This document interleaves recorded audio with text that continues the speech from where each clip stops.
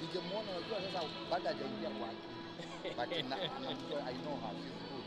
Una kada yako kwanza Winrose na Fauzia huko leo. Silvia na nani? Ashley na Beth.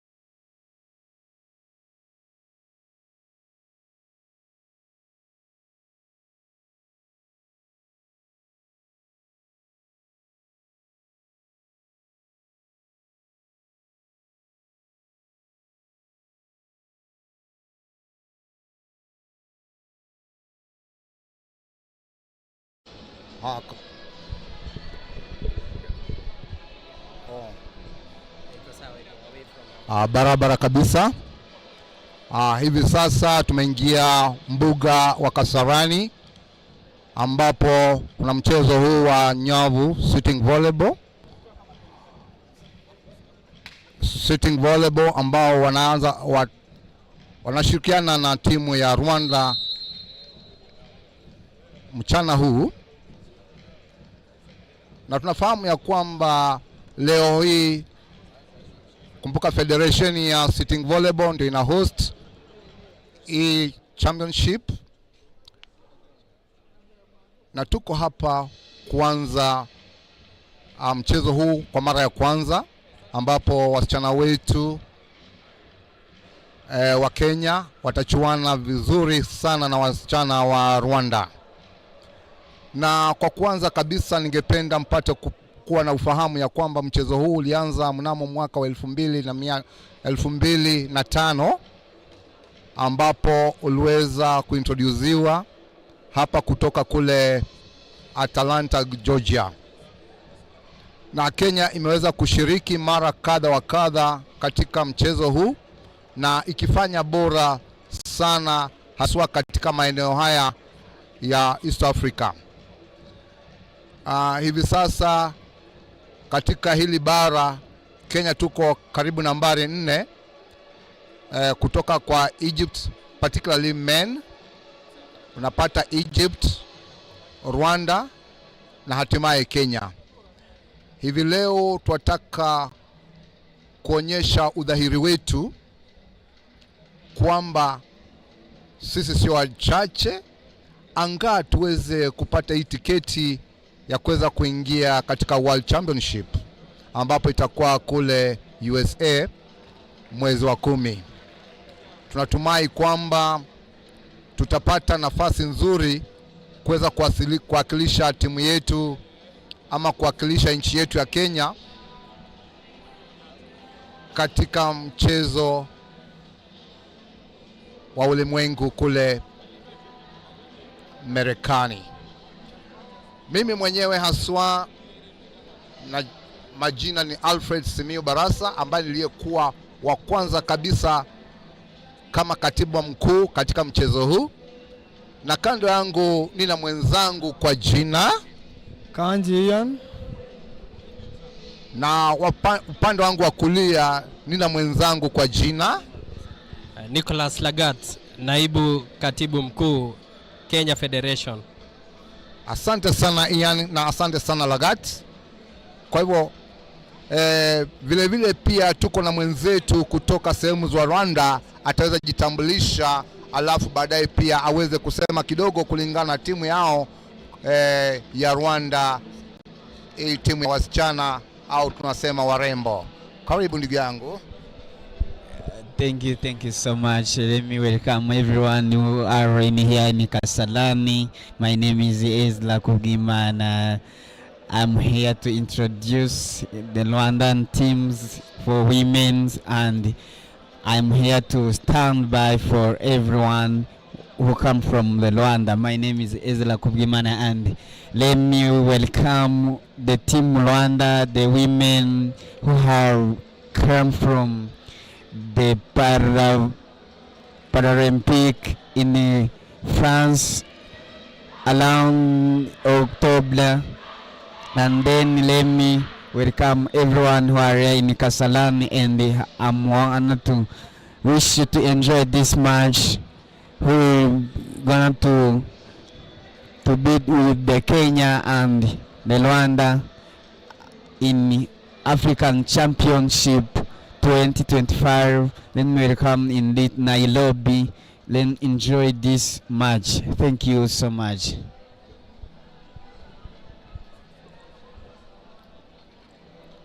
This is gonna be the best match ever. You know, these are the two giants in Africa. We've met with Rwanda in the past for a number of times, and they've beat us squarely. But this time round, I know our queens gonna prove them wrong. We're looking forward to a very competitive match. Welcome, Simeon. Ya, asante sana Bwana Langat. Najua umenena kwa lugha ya Kimombo. Hivi sasa warembo wetu wanajiandaa kuanza mchuano huu wa siku ya leo. Na Bwana Langat, kwa ufupi tu katika matayarisho haya, natambua ya kwamba matayarisho hapa yalianza mapema kama mwezi wa 4. Matayarisho yalikuwa namna gani ndugu yangu? Kusema kweli, mimi naweza sema kwamba wasichana wetu wako tayari, wameiva kuiva. Ile combination iko hapa mwenzangu, na kuambia au queens bana, hiyo combination tutaprove leo sisi ndo wale kutoka kwenye City of Champions. I want to urge all the spectators to share the link to friends and family of the players that are playing today. Many of the people don't know the history of sitting volleyball. This is a championship that brings together people who acquired different disabilities, and they're celebrating, they're proving to the world that disability indeed is not inability. And sometimes in different spectacles of life, you don't have to stand up to win the fights. You can win some of these fights even when seated and using your mind and the tactics that you have. This is the game of the mind. Welcome everybody else to see this very spectacular scenario that is going to unfold here today. We're looking forward here as the commentators to see this World Cup qualifier unfold. Welcome, big people. Naibu anasema karibuni sana katika mchezo huu, na hivi sasa warembo wanaanza kuipasa misuli katika matayarisho kuweza kuingia katika mbuga huu na kuweza kuchuana na timu ya Rwanda.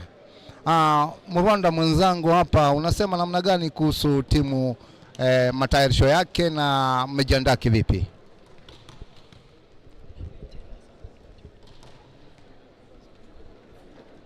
Thank you so much. The team of Rwanda, they are prepared very well, and we have the many players are experienced in this game of sitting volleyball. Many of them they play Olympic game, even in Pali they are there. So I think this is the match which are going to show us what the Rwanda is in sitting volleyball, and what they experience in Olympic games. Always they are there. They're going to show us what they experience. They come from in Olympic game. maybe we have the many players who are experienced, like Lilian, team captain, who around in 12 years in national team and team captains. We have the many players like Aris, the center. She's a good girl. She's an incredible person, and we have many players like Karine, who back in the national team and in the African Championship, which will take place in Nigeria. There is no there because of the thermal thing, which are classification. But nowadays they are here. They're going to show us what they had in the, yeah. And we have the players like Claudine. They have the quick fixed, yeah, the quick fixed, and the Mutoni. Clementine Mutoni, in Kinyarwanda we say Mutoni. Yeah, Mutoni. Mutoni are have the good block, and they have the good attacker like as I say, good attacker like Aris.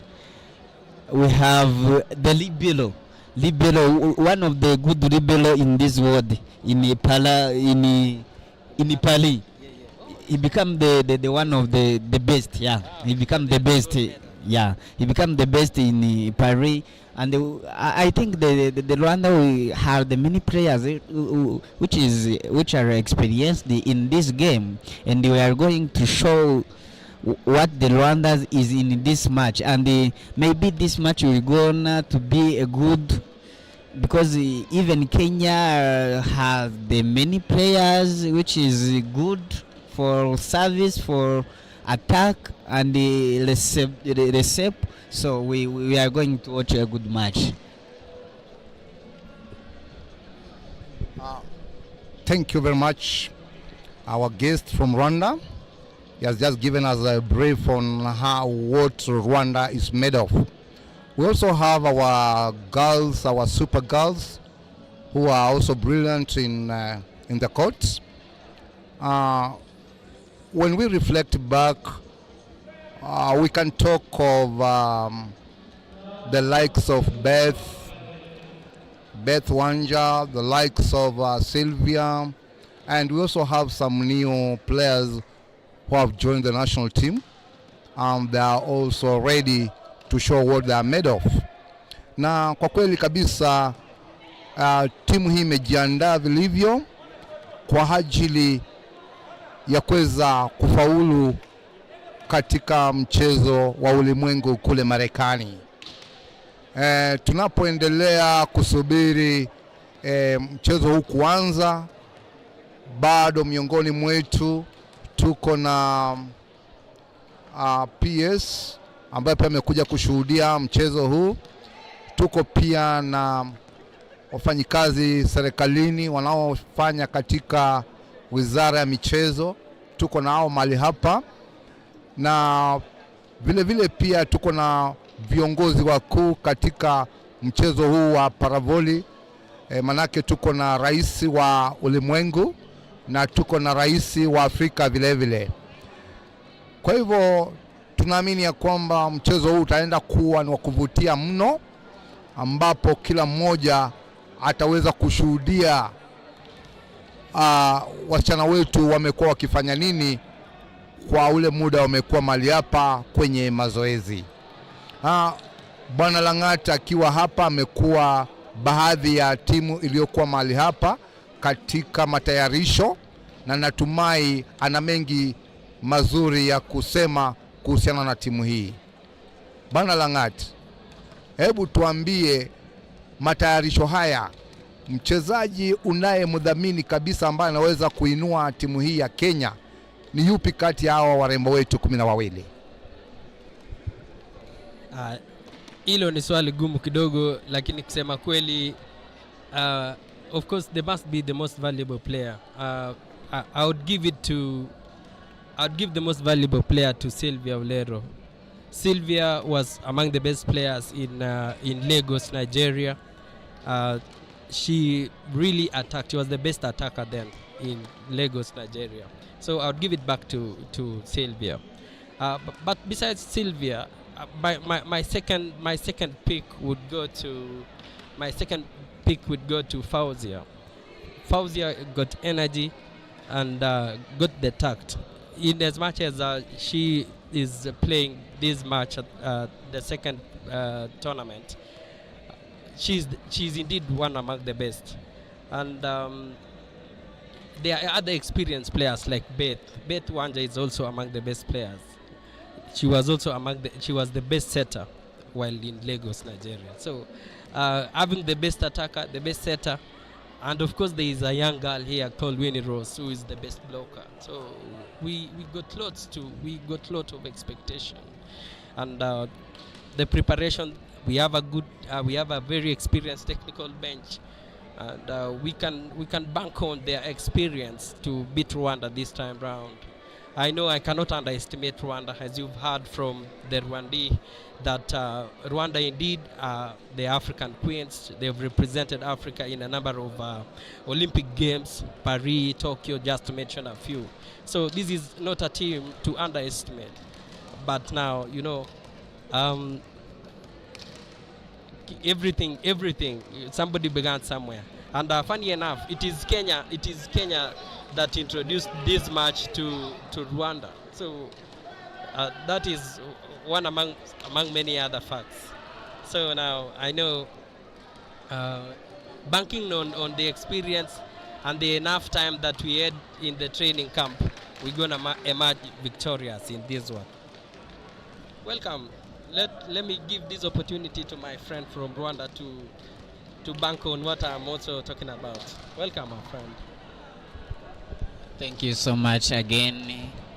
As he says, we are from Rwanda. We support our teams, our countries, and let me wish every Rwandan here in Nairobi to have a good Liberation Day today.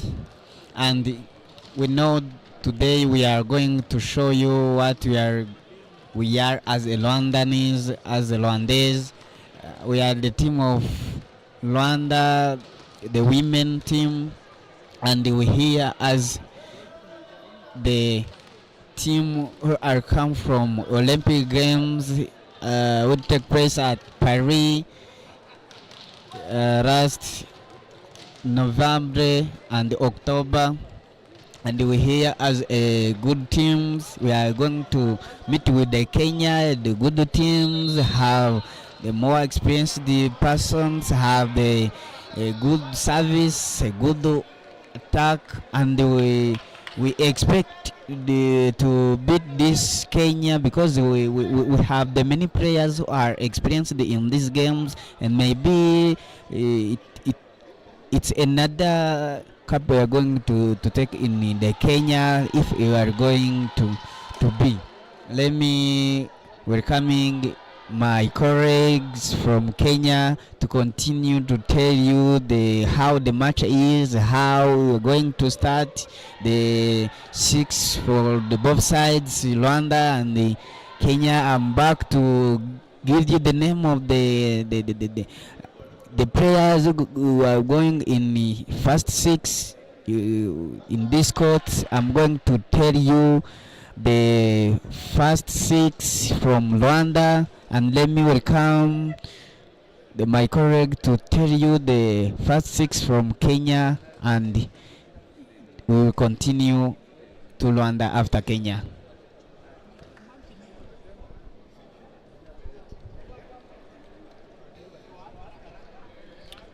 Thank you so much, Mr. Ezra, for the brief for Rwanda's ladies who are the Queens of Africa.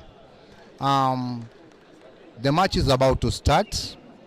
Now the ladies are lining up just for a start of the first set.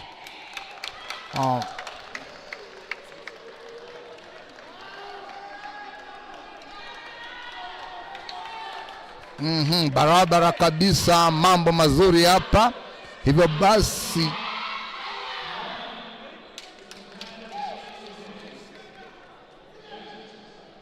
mambo mazuri kabisa. Naona wanaingia kwenye uwanja ili kuweza to be flagged officially. The PAs, Mr. Fikirini coming.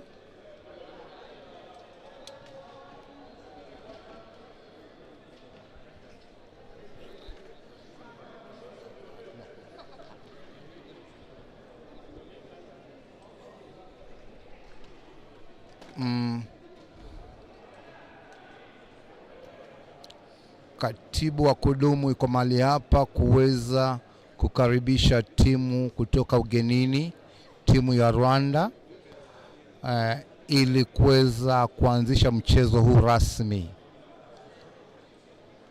Fikirini akiwa katibu wa kudumu kwenye serikali.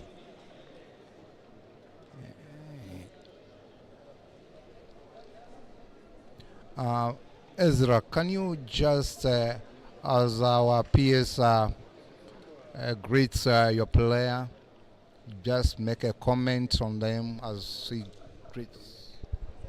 Let me thank you, the PS Minister of Support in Nairobi, Kenya, to greet our players. They going to greet Lilian, Bibilo, Hosiana, Kaline, Faustino, Colodine, Aris,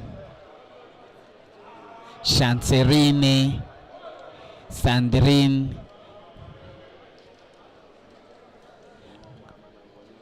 Mutoni, and Libilo Hasina. All of that, the prayers are an incredible prayers, and the head coach Dr. Mossad, assistant Jose, and the second assistant Emmanuel, and the doctor for the women is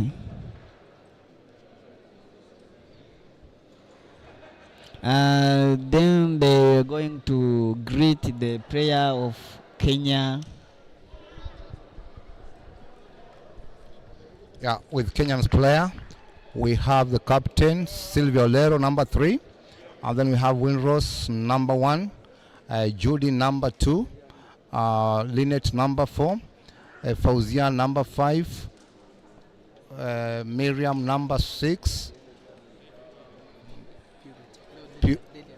Lilian Otiato, number 7, Jacqueline, number 8, Purity, number 9. We have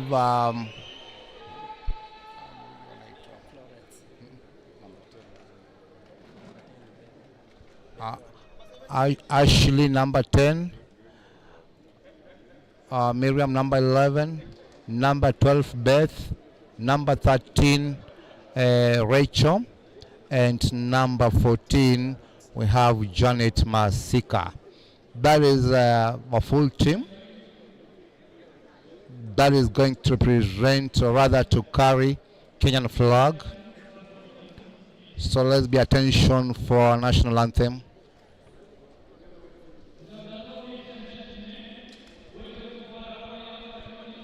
Yeah, Rwanda national anthem.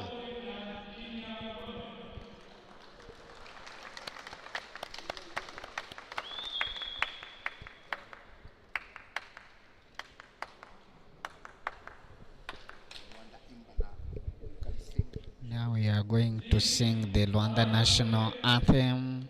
Let me everyone to stand up and respect the Rwanda national anthem.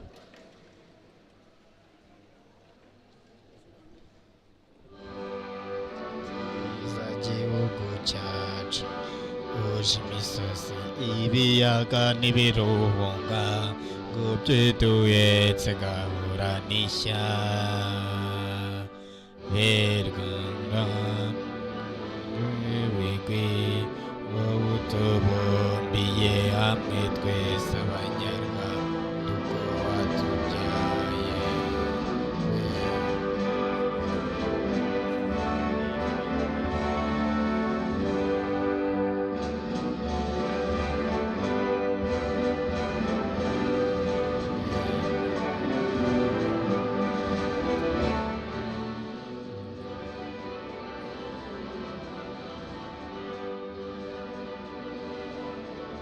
Kaduhuza ubwenge umutima amaboko yacu n'ibigogongaze bikwiye gutera imbere ubutitsa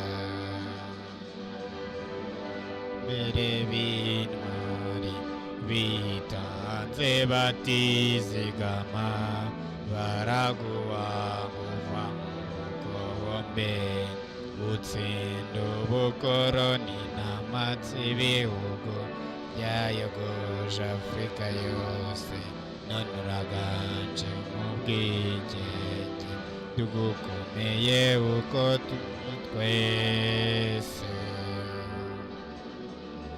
komeze mu Rwanda dukunda duhagurukire kukwitangira ngo amahoro asabe mu batuye wishyire wizane muri byose urangwe n'ishyaka utera imbere uhamye umubano n'amahanga yose majabo ryawe rigoye ijambo. Murakoze cyane, murakoze cyane.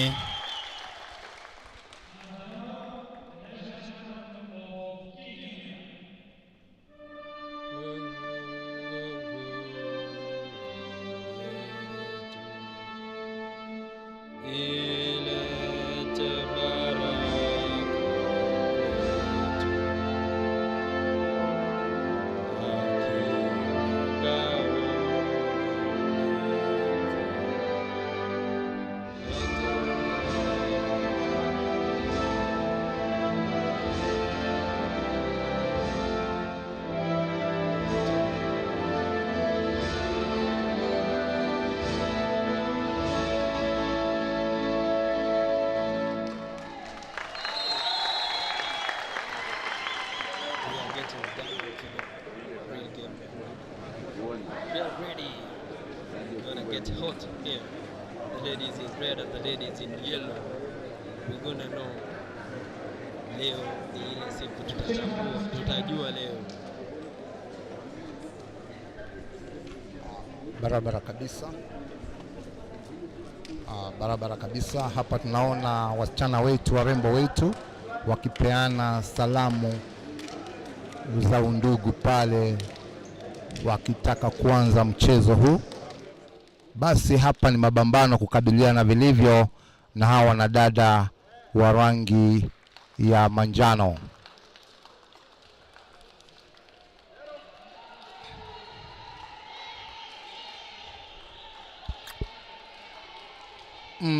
Nakumbuka kwanza mnamo mwaka wa 2010 timu yetu iliweza kupata tiketi kwenda kwa World Championship, ila tu kidogo tukakumbwa na masaibu ambapo hatungeweza kufaulu kwenda. But hivi sasa tuko tayari kabisa kuweza kuwakilisha nchi yetu ya Kenya katika mchezo huu ambao unapendwa na kila mmoja, ambao umesambaa kote katika nchi hii, na tuamini ya kwamba tuko na wachezaji wazuri ambao wameweza kuchaguliwa katika timu hii ya kitaifa. Basi tayari game unataka kuanza.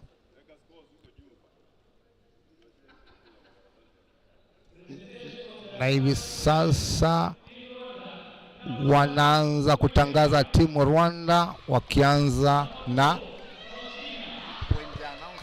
number 1 is Karine, number 2 Faustina, number 3 is number Claudine, the name is Claudine, number 5 is Aris, number 13 numero 13 ni Mutoni, numero 15 team captain Liliane ndetse na libero nimero 14 ariwe Hosiana.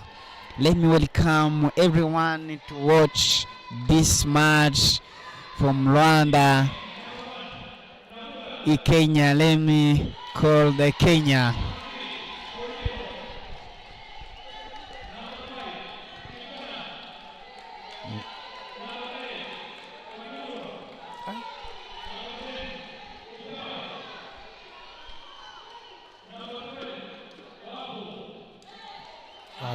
Wanja. Haya, wale wa kwanza 6 tayari wameingia uwanjani. Mmoja akiwa Winrose, namba 3 akiwa Sylvia, namba 5 Fauzia, namba 8 Jacqueline, namba 10 Ashley na 12 Beth Wanja. Hao ndio watakuwa warembo wetu wa kwanza kuingia kwenye uwanjani kuweza kuwakilisha timu Kenya katika mechi hii ya kuwania nafasi katika World Championship itakuwa kule Marekani.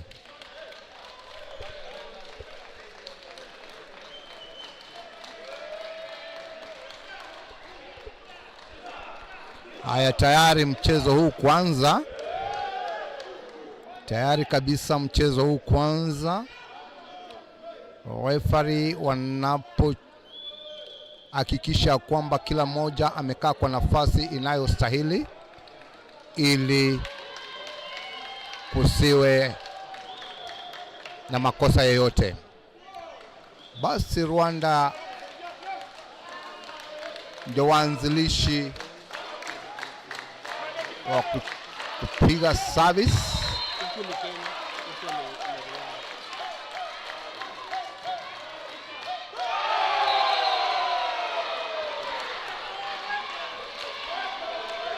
Wapinzani wetu washapata pointi ya kwanza. Kidogo wasichana wetu bado wangali hawajaingia kwenye mchezo huu. Mchezo unaanza bali wasichana wetu bado wangali hawajaingia kwenye mchezo huu. Natumai wataweza kukaza kamba na waweze kuingia kwenye mchezo ipasavyo.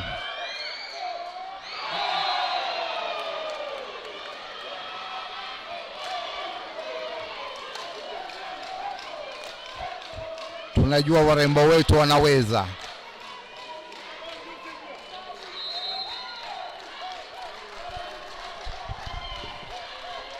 Hapa the yellow wamesema wako 3 kwa bure kwanza, lakini ndio sisi tunakuja sasa. Kenya wamejizolea pointi 1 toka kwa Fauzia.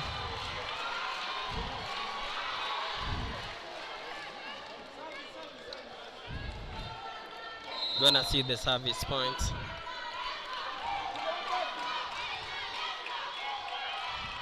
Rwanda got a good catch. What a strike from Rwanda. That is superb. Rwanda need not to. Kenya not yet well prepared now, but I know we're gonna pick up. Yeah, good catch. What? Oh my God. Seems Kenya are not having a good communication. I hope they're gonna pick it up from where they are. Rwanda 5. We are trailing 1 behind them.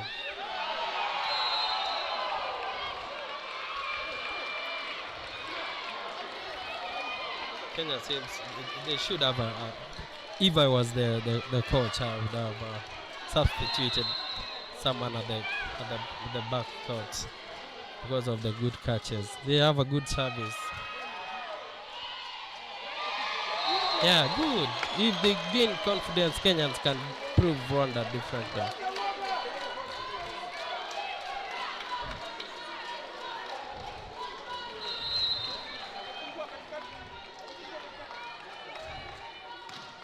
What a good service. Yeah, that's a good dig from Leonard.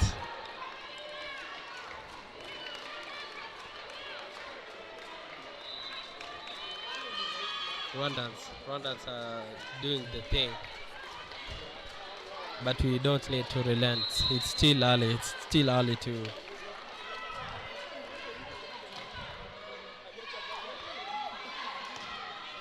Wow, that's great! What an attack from Kenya.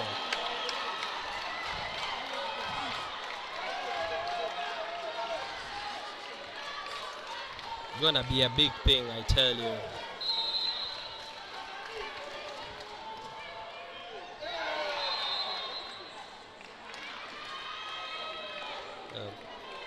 So let's have it's outside. It's a point to Rwanda. Basically, the rules of sitting volleyball are not different from that of standing volleyball. Wow, that is awesome. What an attack from Olero, Sylvia.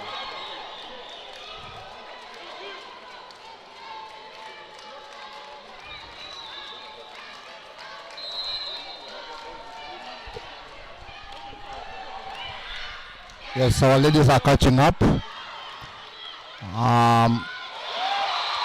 Na wameanza kuamuka, warembo wameanza kuamuka sasa. Mwanzo kabisa walikuwa wametia hofu, ila wamejua tu kwamba hawa ni wale wenzetu tu.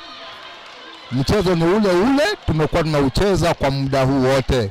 Hivyo basi hakuna hofu. Tunapoongea wako na pointi 5, ila wenzetu wako na pointi 10.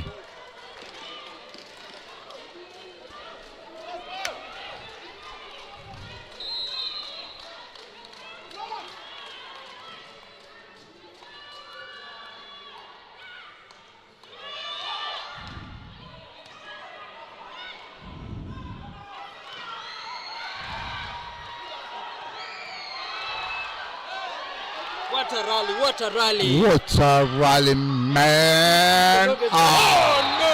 No.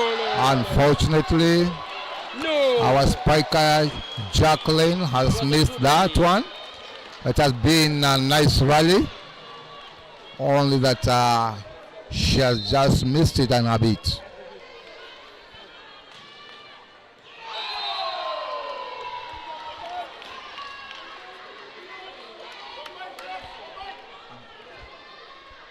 Ayo, wasichana wetu wanaweza fanya malimbuko hapa, tunawatambua. Na nikiwa na naibu wa katibu anaelewa kwamba ni wasichana wana uwezo mkuu wa kuweza kupata tikiti ya kuingia World Championship. Ila tu wangali wana mchecheto kidogo, na wakirudi chini najua kwamba wataweza kutulia na mchezo utaweza kuimarika ama utapata kuinuka vizuri. Pumziko ya kwanza ambapo wageni ambao ni Rwanda wako na pointi 13 dhidi ya pointi 6.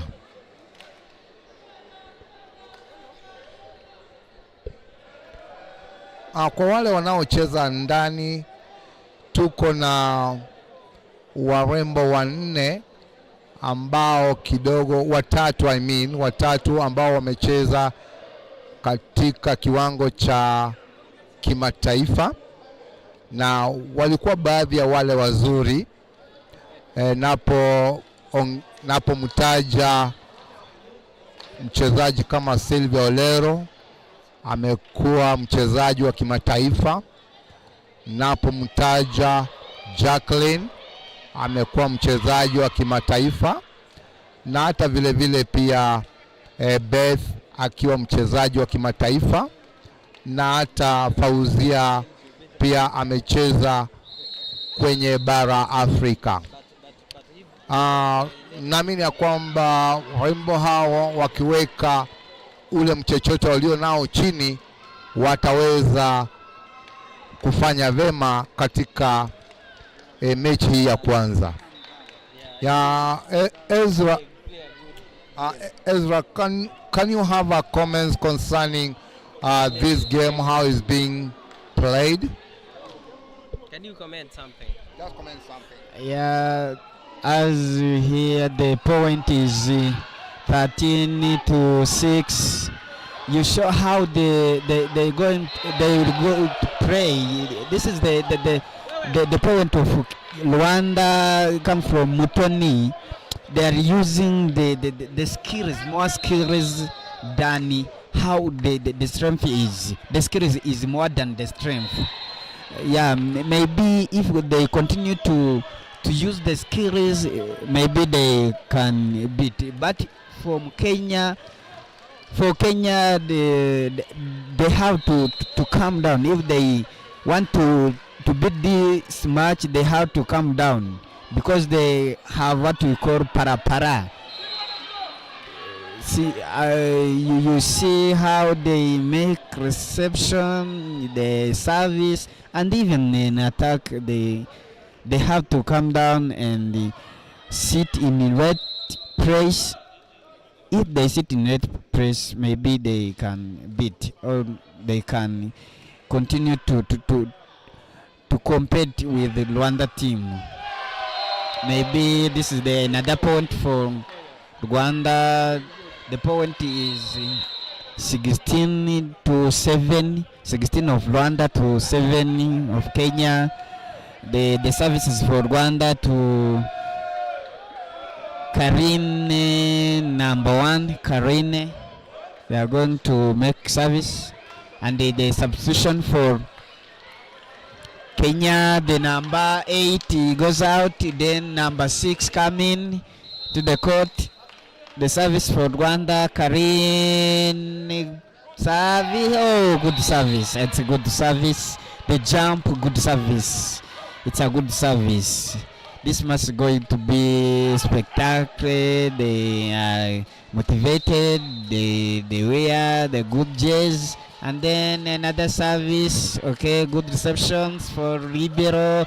Attack for captain. Lob. Oh, good lob for Kenya. The point of Kenya 8-17. The gap is there are a big gap. 8-17. My friend from Rwanda is laughing at us Kenyans, but I can see the Kenyan team are pulling up and they're playing the good game, good attacks, they're having good catches, and Rwandese are playing with experience. Yeah, you see now they are playing with mind game. If Kenyans gonna calm down and play with confidence, they gonna prove Rwanda. They can even trail from behind. They're picking 2 points straight from here. So amazingly good service.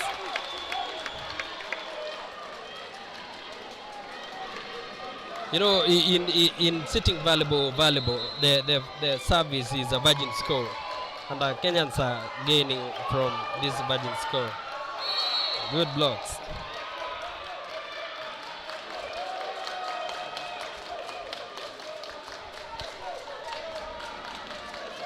It's a net touch.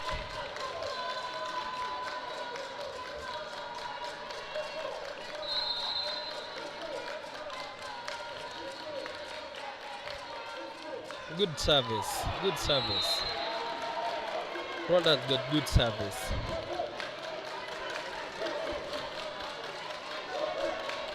I don't know why the Kenyan team ain't blocking, but I understand there are new rules. And attacking smartly. It's only that I don't know why you're not confident enough. They should be taking advantage of the home ground and pull up the socks. But apparently the coach noted and did a substitution, and the team is gaining some morale.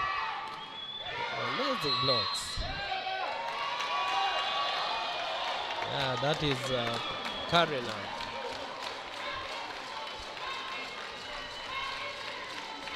On the service line is Florence. Good service from Florence.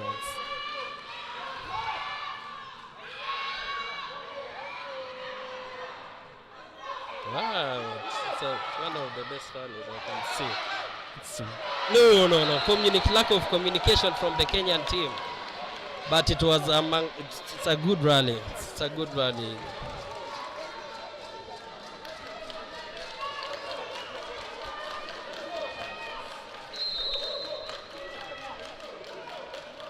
Will Kenyans trail from behind and win this match? There is a possibility. My friends in me, will Kenyans still, if they compose themselves well, will they catch up with Rwanda? Yes, Banangati, definitely. If they compose themselves, we believe they can catch up. For now, scores are Rwanda 20 and Kenya has 12 points. 21 and Kenya has 12 points. So, believe that Kenya team,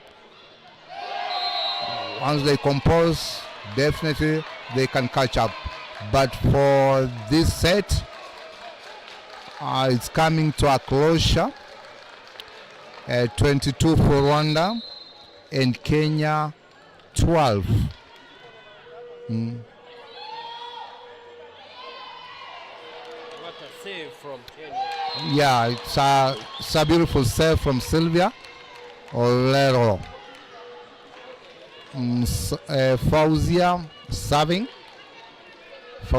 for Kenya. That is 13-22.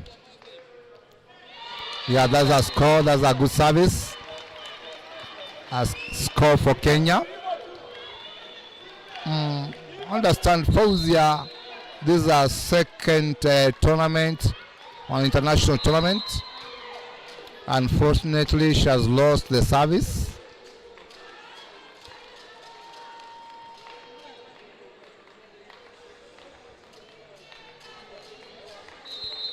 We still believe these ladies. I'm sure they can do better than this.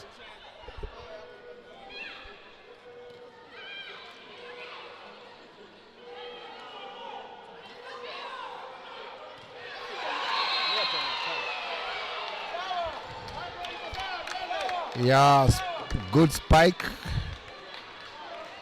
but out. So Rwanda 24, Kenya 14.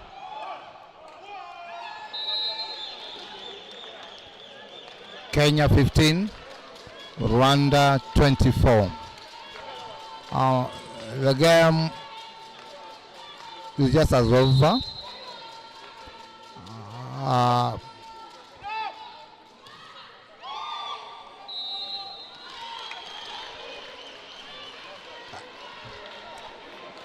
Good strike from Kenya. Bad serving.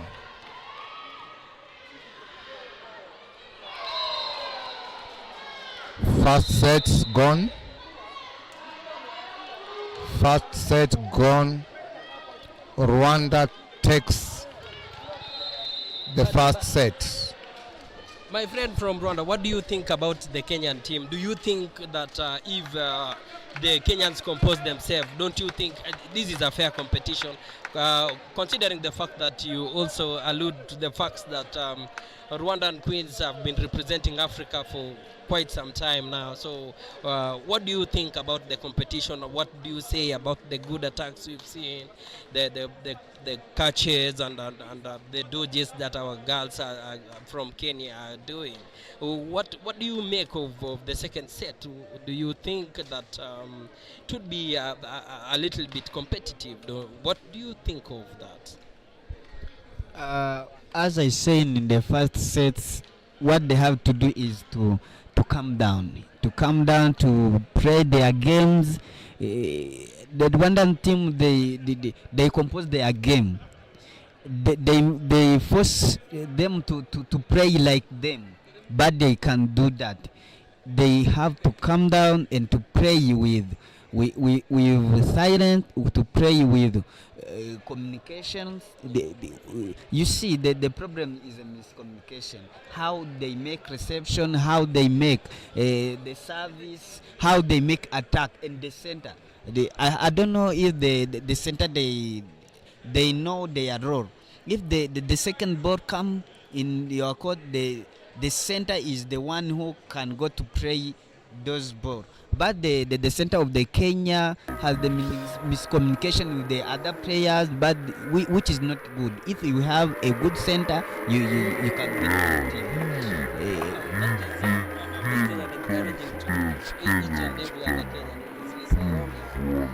That means that only our guys going to compose themselves, they give quite competitive bit to Rwanda. Maybe we're looking forward to the next set to see what will unfold in this second set. I can predict that the second set is going to be competitive, and in any case, that if Rwanda would compose maintain the pace, there would be a close margin between the scores, and Kenyans would give them a hard time in winning the second set.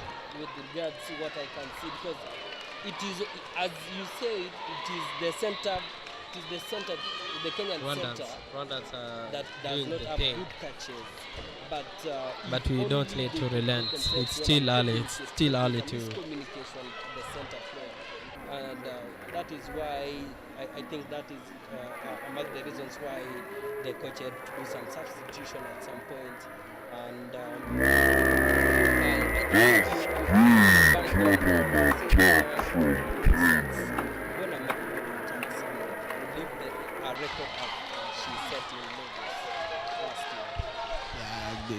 what the Kenya Queens they had to do is to continue to, you see, at the point of 11 up to 16, they try to pray with the second ball. They pray first ball, and then the second ball they want to find the point. If they continue to find the point with the second ball, maybe they are beating Rwanda, because the Rwanda always they pray, but the Kenya want to praise Audrey second time. So they want to, if they want to beat, they continue to use their knowledge, the skills to make a lob, to continue to use the second ball as to find the point in order to find how they can beat the Rwanda. This is the service for Kenya, maybe. Yeah, it's a good service, and then a good lob, then Kenyan wings. Yeah, okay, good. Continue. Okay, see outside. The first point for Rwanda. Maybe the pressure continue to increase. Let me continue to tell the Kenyan and the Rwandan people this match. Well, it is true that if only Kenyans compose themselves, they can beat Rwanda easily. What's your take, Bwana Simi? Yes, Bwana Langat, I agree with you guys. Kenya, they are yet to settle, and we are in the second set. Because the mistake that I'm making is an obvious mistake, is not a forced mistake. So, coach need to cool them down. Yeah, coach need to cool them down and let them just play their own game. They should play their own game for them to give a competition to these African Queens. I want to believe that we are up to the task, only that we are not settled yet. We are at home. That is something that is troubling me. Tuko nyumbani, lakini tunakaa kama tu wenye wageni. Rwanda ambao ni wageni wanakaa wenyeji. Hapo ndio kidogo tumepoteza nafasi ya kuweza kuitumia, na mashabiki wetu wakiwa pale wanatambua ya kwamba Kenya tuna uwezo wa kuweza kufanya vizuri kupita katika nafasi tuliomo. Wacha tuone hii seti ya pili ambayo ninaamini ya kwamba huenda tutaweka bidii tunaposonga. Tayari Rwanda wanaongoza kwa pointi 5 kwa 3, ambapo natumai hatutaachwa sana jinsi tulivyokuwa tumeachwa pale mwanzo. Kuna mabadiliko kidogo, nambari 14 anatoka na namba 3 anaingia kwa jina Saunde Gaudian. Kidogo sitambui jina hilo vizuri. What an attack from Kenya. Beth has attacked well and we have recorded a point. We're closing range. We are closing, yeah, correct. We are closing range. They have 6, we have 4. That's 5. 5, 6. We are closing up. I think they are now settling. Unfortunately, no. That's good service from Jacqueline. I can see Rwandans are trouble. Yeah, Lillian. Difference of 2 points. Lillian from Rwanda taking the serve. A difference of 2 points. Rwanda 7. Kenya has 5.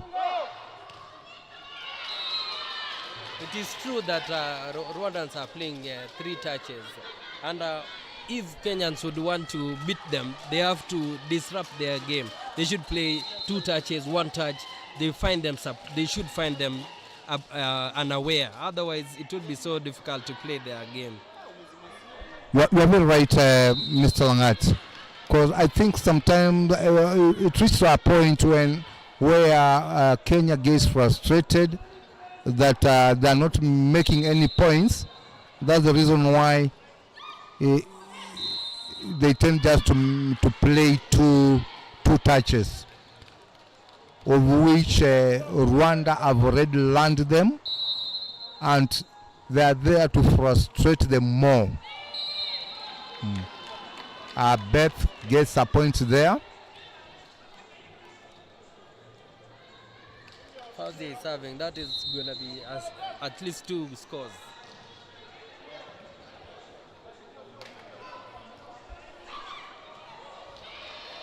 Yeah, that's a score as well. As I predicted, Fauzi are always against or Ghana's 2 or 3 scores while at the service points. Yeah, true. She's good at service. Yeah, that's another score.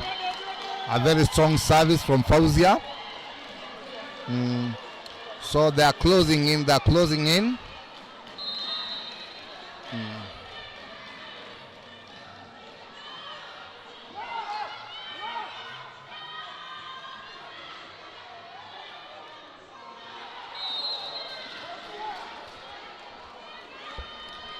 We have lost that one.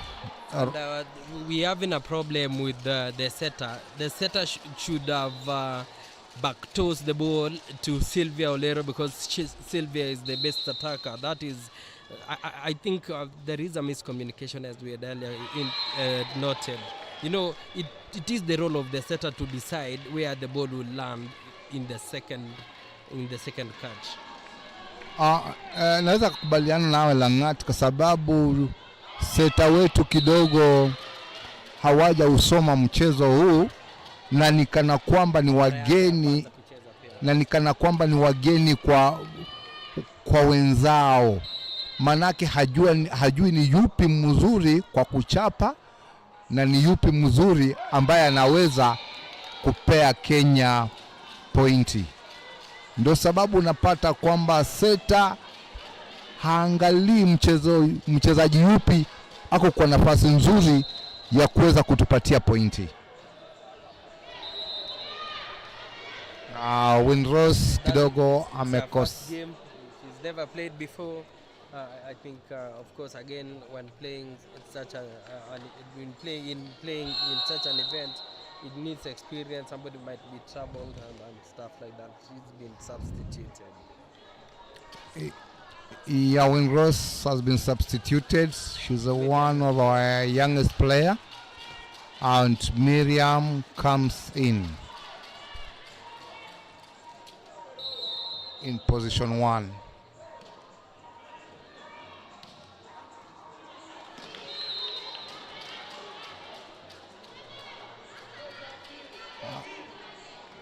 Bwana Langati, naona timu ya Rwanda bado ya songa kweli. The Kenyans should close the range if they want to win these sets.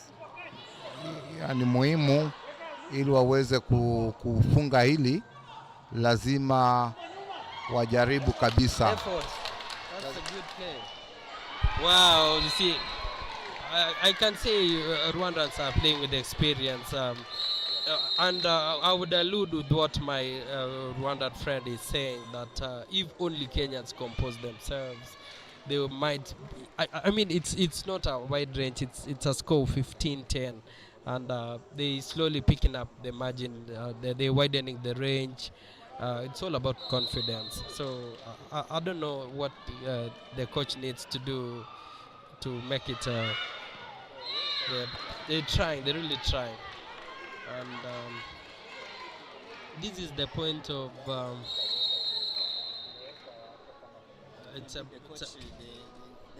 right to ask the timeout. The coaches for Kenya, they right to ask the timeout, because they see the point are improved. It's widening. Yeah, they have to in order to reduce the pace of the Rwandan Queens, they have to ask to give them or to give the timeout in order to disrupt the player at the service point. Looking forward to Kenyan team pulling up, and of course we really need a win for Kenyans in this set to make this competition interesting and competitive. If they let Rwanda win the second set, might not be as we anticipated in the beginning, but I can say for sure that it is experience versus skill in play. We have young players in play, and I think of course now that this is a round robin, having two women teams, we're looking forward and anticipating more competitive and meaningful competition between Kenya and Rwanda.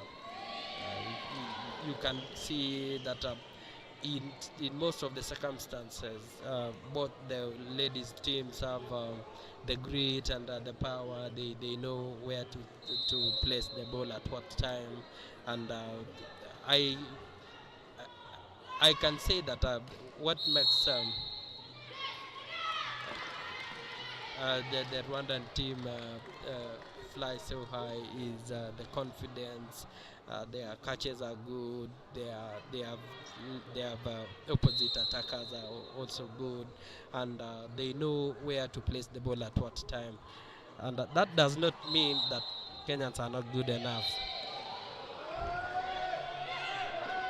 Simi, what do you make of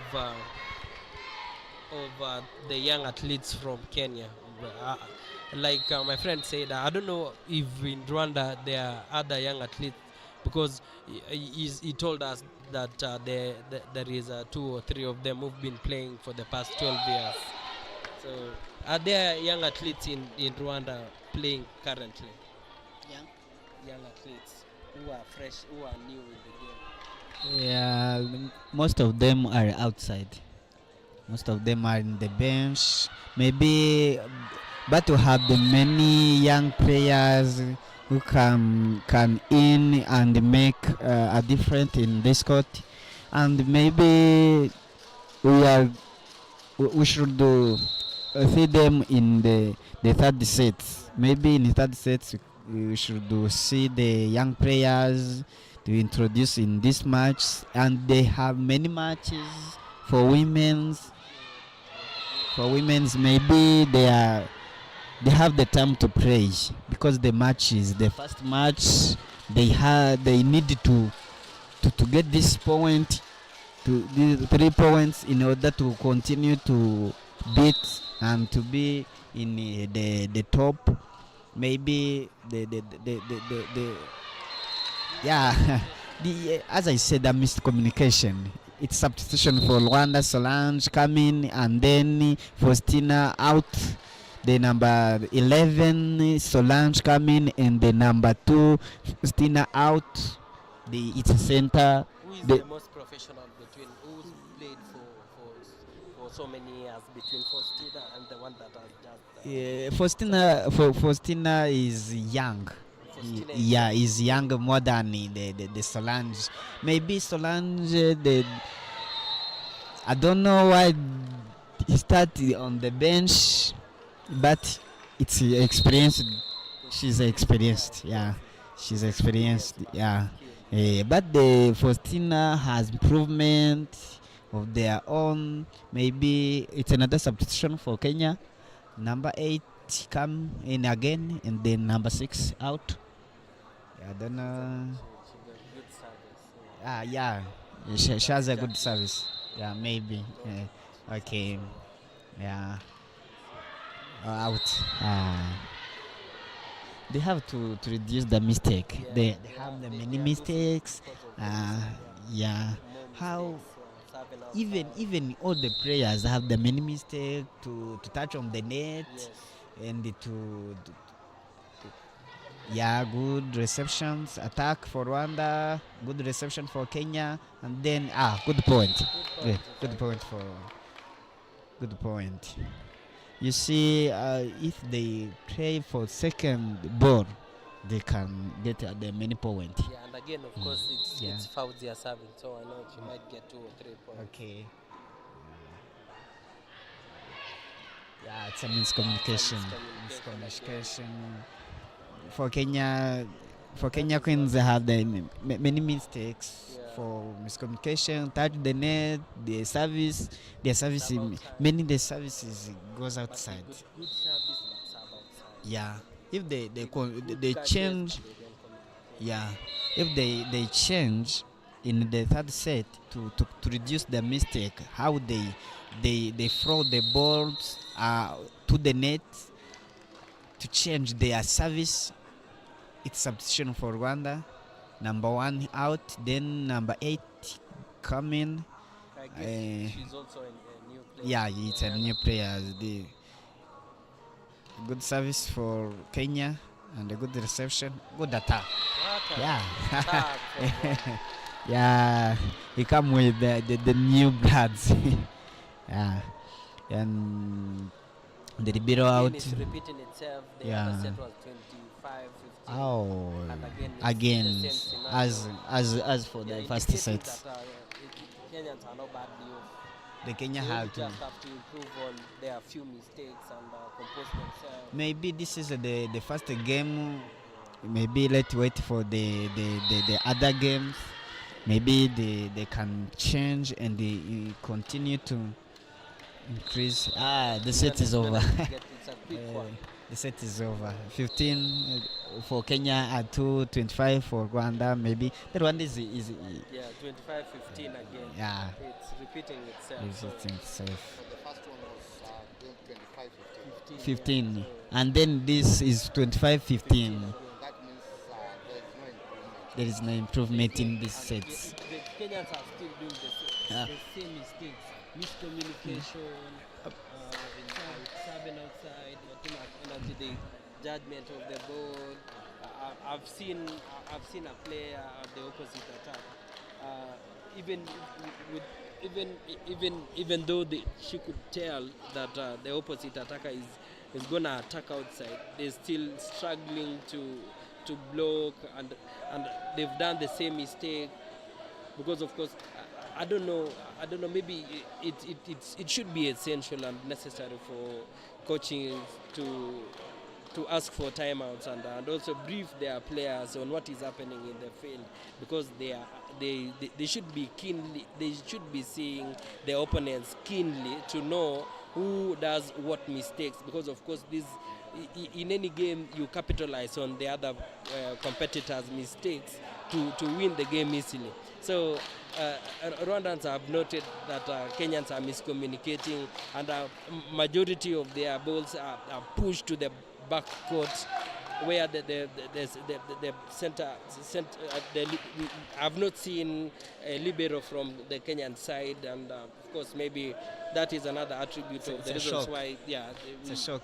Yeah, The thing that doesn't have the rebello meet with the many problems, because the movement of the rebello is a priority in the team. Yeah. But if the no libero, the movement will be reduced. True You that, see, yeah. the many guys are sit in their place only with They that don't movement. move, Yeah, is I the ha- reason why the ball they come for the center, and then the attack is not good. Yes. Because how they go back to prepare the attack, and how they come in, but how they go back to make attack is so slowly, because the movement is. Yeah, so I can imagine what would happen if the Kenyan athletes would be opening up Kenya, and attacking with a For lot Kenya of Queens, they stuff. have many They would beat mistakes Rwanda with a lot for of miscommunication, ease, touch that the is my net, take, the because service, their servicing, you the would services say that they goes are outside. playing that game because they are not If they moving. The majority of them from the front court are not moving. The back court, they don't open to the attack line, and attributes to the majority of the mistakes they are making.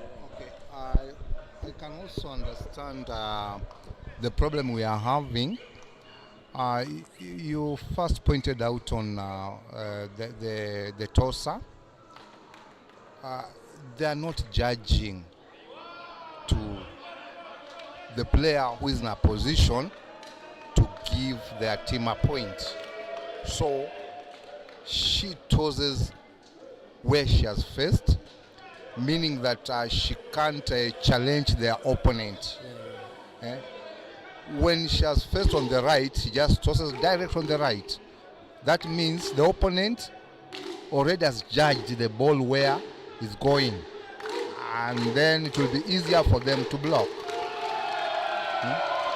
So with that, you find that Kenya team still has a lot of work to do, in particular judging of the ball, and also coordination isn't good, and there's no good understanding among the players. Yeah, that is true. It's absolutely true, and I'm looking forward to the next match, because apparently, if the coaches are good enough, they would have learned what they need to do, where the mistakes are, what they need to improve, and where to improve. Otherwise, that is not a big margin. It's 25-15, ain't badly off, and I can say that the Kenyan team has a good start, because of course during the second set they were trying to catch up with Rwanda. When Rwanda had 5 scores, Kenya had 0, and they really closed the gap in 3 straight scores, telling you that Kenyan team is also a team that needs to be watched closely in international competitions. And considering the fact that majority of the Kenyan players are playing for their first time in an event of this magnitude, tells you that it is true that most of them might be trembled. It's their first time. Some of them are excited. They are participating in an event of this magnitude. But moving forward, Rwanda should know that they have a competitor in Africa. and they really crossed range. I remember in Lagos last year, the first set between us and Rwanda was of 25-23. The competition was so stiff. It was an Olympic qualifier, and everybody else was eyeing the Olympics.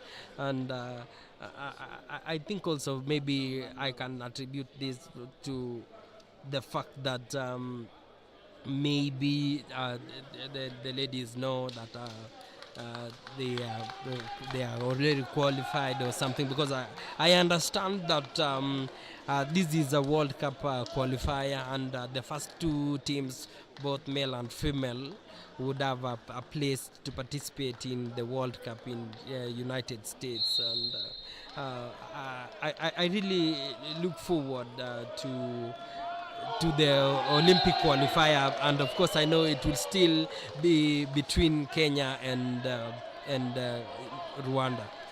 Nigerians are also trying. I really wish that they would have made to this competition. Definitely. These are the same players who were in Lagos, and I can't tell why they are not doing well, though we have few. Yes, the movement. We have few of them who are not in Lagos. Move forward, yeah. Form the V, yes, closer to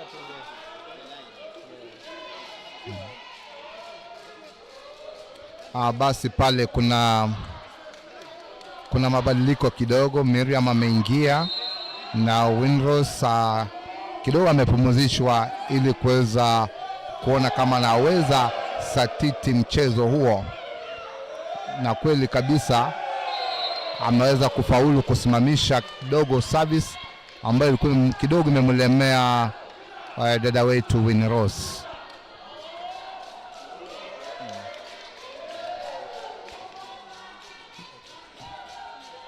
Kenya tungali tuna mchecheto, ili hali ni seti ya tatu hapa, tukiwa na matumaini makubwa ya kwamba tunaweza fanikisha mchezo huu, sisi kuwa ndio wenyeji. You see, Karine is one of the most experienced player. Karine, who is serving at the Rwandan team right now. She's played in 3 Olympic Games, and she is truly experienced. Yeah, you can see how she serves. Yeah, her service are very good and very strong.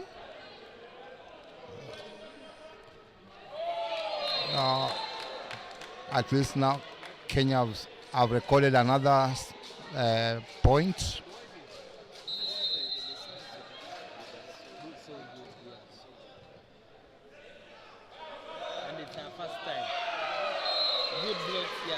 First time. Ashley is playing her first time, and everybody else is admiring how she is really playing. Got good service. She can toss the ball so well, and looking forward to many more engaging competitions between ourselves and the Rwandan Queens.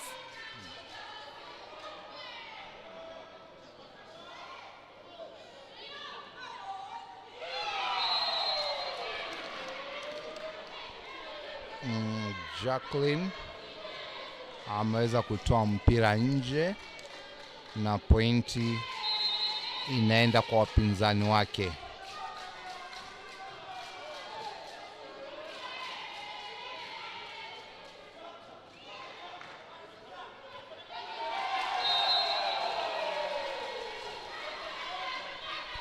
Yeah, true. I can also testify about movement is the problem with the team Kenya. They are not sweeping enough to get to the ball. Where they are seated is where the ball will find them.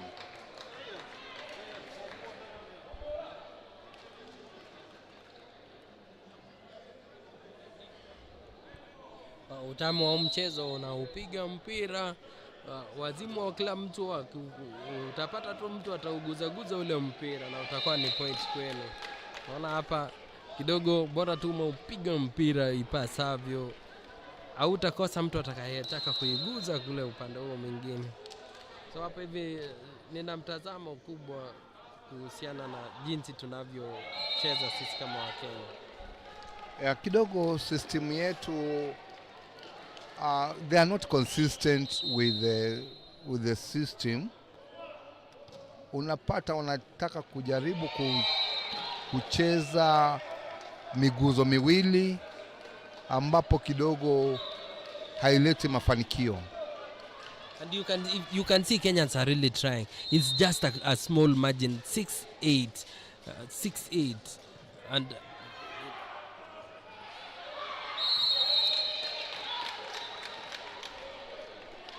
yes, they are really trying. yes, with confidence.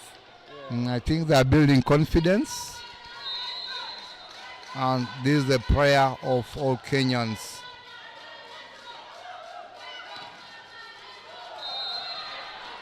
Nice try from Maria. She really tried. Good She's attack. trying. She's trying a lot.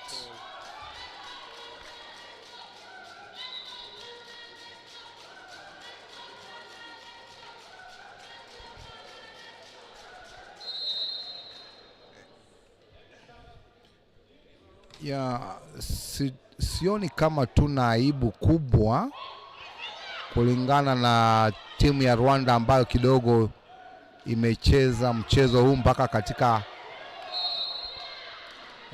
katika kiwango cha kimataifa. Mwaka jana walikuwa kule Olympics kule Paris, na ule mwaka mwingine pia walikuwa Tokyo. Hivyo basi wana experience ya kutosha. Wow, experience from Beth. Good blocker. Yeah, she's good. Particularly when she's in front, she plays very well.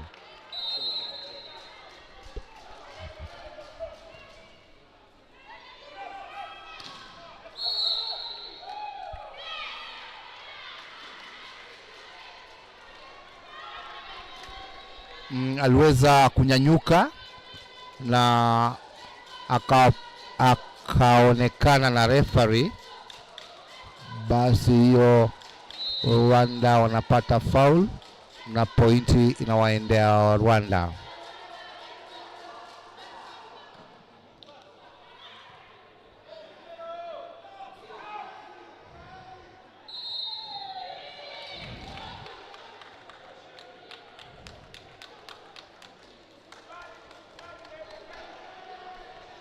It is 11-9. 11. Yeah, Kenya are catching up, and it's they're doing well.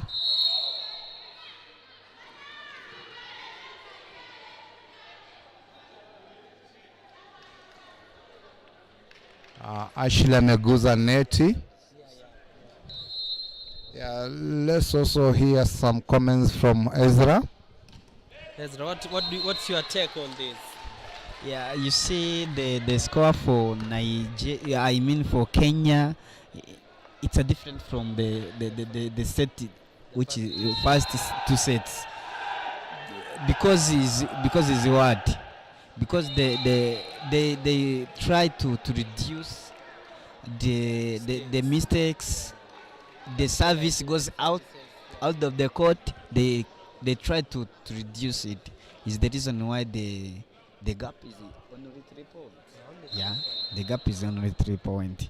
The service for Kenya, bad service. Bad service from Kenya. It's number 11. It's a service for this number 3 for Rwanda. Is correct. It's also our first time. Yeah. Okay. Sure. It was outside. Is the reason why they have to calm down. They have to calm down in order to get the point. They could not have the strong service. You see, the strong service. The service is strong. Yeah. It's a match for men, Kenya and the versus Algeria. It's a good It's match. a must watch. Game, yeah. It's a good match. Yeah, good service and a good reception. This is another point for Rwanda. A bit timeout for Kenya. The gap is The gap has increased. widened, Yeah, it's wide. From 11 From 11 to 9, they get only 1 point. only 1 point. Yeah, the gap is widened. The gap is wide. The coach of Rwanda is Dr. Mossad. It's a Egypt. Tokyo, hivyo basi wana experience Yeah, Mossad really likes the game. sure. Plays with grit and you can even tell on the formations. wow, experience from them. Mossad has Yeah, more she's skills good. about this game. About particularly this when she's in sitting front. volleyball. He's a doctor. She plays He's a very doctor. well. Yeah, in sport he's a doctor. I understand that Mossad was the Egyptian coach before he left to Rwanda. Yeah, before came to Rwanda, he's the coach for Egypt. And Egyptians are the leading, they are the African champions. So Yeah, usually. I hope Usually. this time they will be challenged. You know, it's good to be challenged. It's a difficult to be So challenged. difficult It's so difficult because the Egypt Rwanda feared them. Egypt is stronger than it's strong. And It's it's a strong. team of experience. Yeah, it's a team of experience, but they have the many players who is old. Who has the age is higher than the other But you will be teams. surprised in how they move swiftly. Yeah. Their passes They use their brain. yeah, it's a brain game. They use their brain. How don't they use a are. lot of energy. Yeah, how they are calm, how they sit.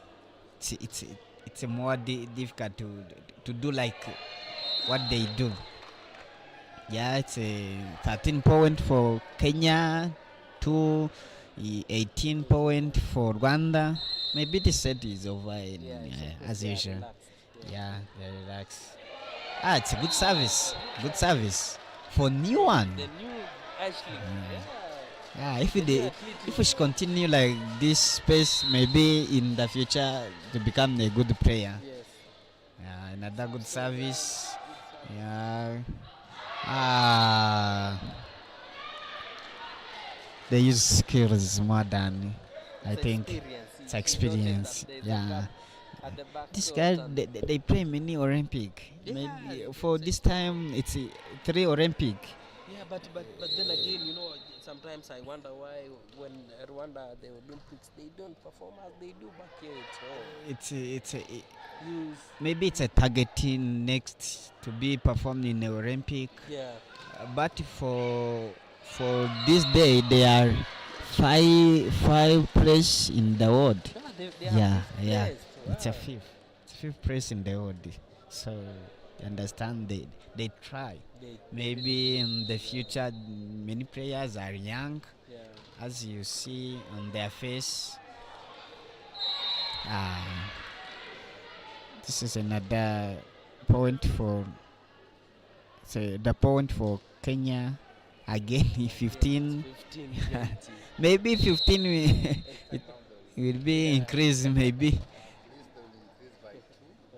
Maybe 16. Yeah. It's a change. They increase the change.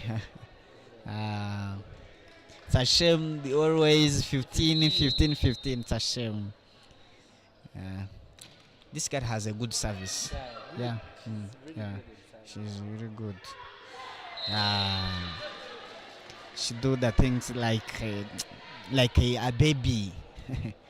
She make things like a baby. Yeah. It's the point is 16 up to 16 to 21. Yeah, service from Tony. good service. In bar, the movement is so slow. The formation Yeah. at the back court is one thing. Yeah.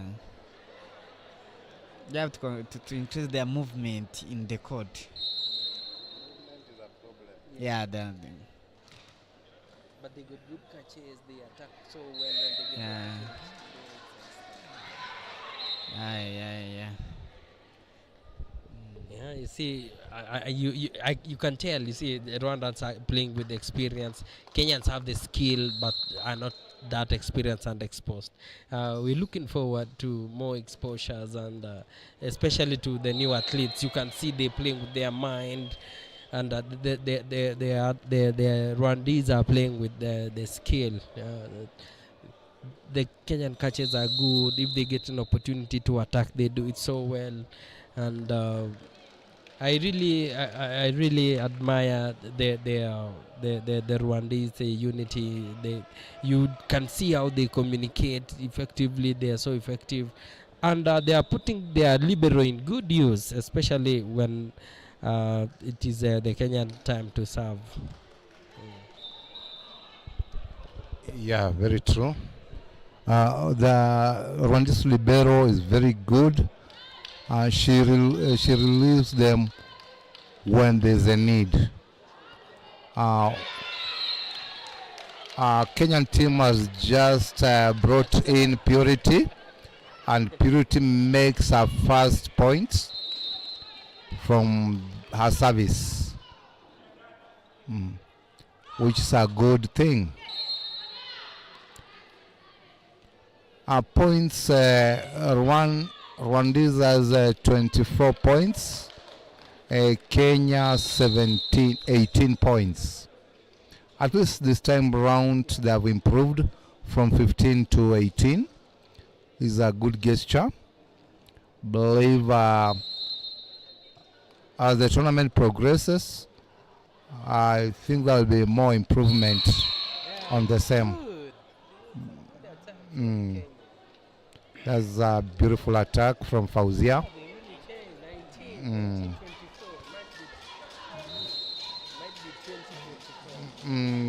That's a show of improvement.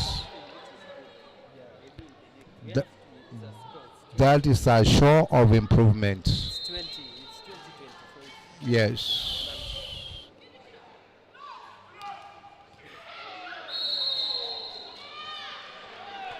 And the game ends over. 3 sets for Rwanda and 0 for Kenya team. There's an humiliation for Team Kenya. Hopefully tomorrow they'll improve from where they've left. Wasikilizaji asanteni, watazamaji asanteni sana kwa kuweza kushuhudia mchezo wa kwanza ambao umekuwa dhidi ya Kenya na Rwanda, ambapo timu ya Rwanda imeepuka washindi kwa seti 3-0. Tunatumai ya kwamba siku ya kesho kutakuwa na mabadiliko kulingana na jinsi ambavyo tumeweza kuona. Wow, congratulations to Team Rwanda for winning this first match. It's a good show. We're looking forward to more entertaining scores. I really like how they jubilate and celebrate their win. They got psych and morale. Just play their own game. They should play their own game for them to give a competition to these African queens. I want to believe that